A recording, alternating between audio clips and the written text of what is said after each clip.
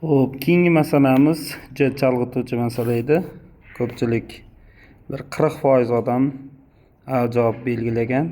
Juda kamchilik odam topgan. 18% odam topyapti. Xo'p, bu masalada nima deyapti? Rasmda poyezdlar berilgan.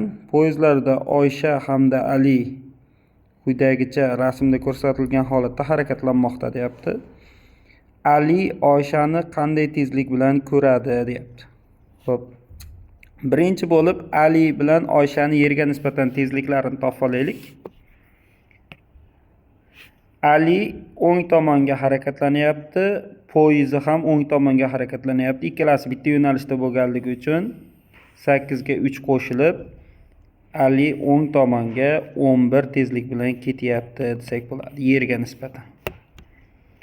Xo'p, Oysha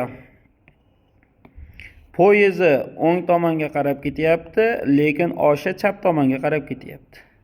Ularning birgalikdagi tezligi qarama-qarshi bo'lib, natijaviysi ayriladida o'ng tomonga v teng 10 dan 6 ni ayrsam 4 bo'ladi.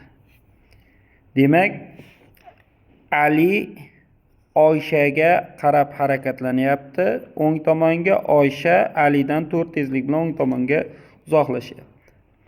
Xo'p, ikkalasini tezliklari bitta yo'nalishda bo'lganligi uchun nisbiy ayriladi. Bir-biriga nisbatan tezligi. Xo'p, demak v nisbiy 11 dan ayiraman 4 7 chiqyapti. Bu degani nima degani?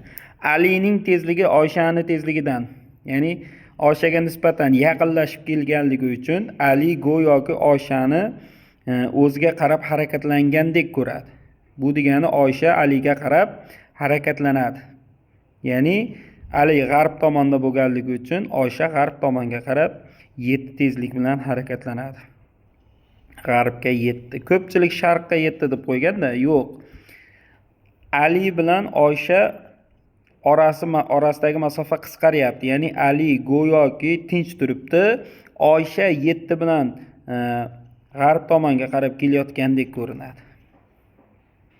Demak, D javob bo'ladi.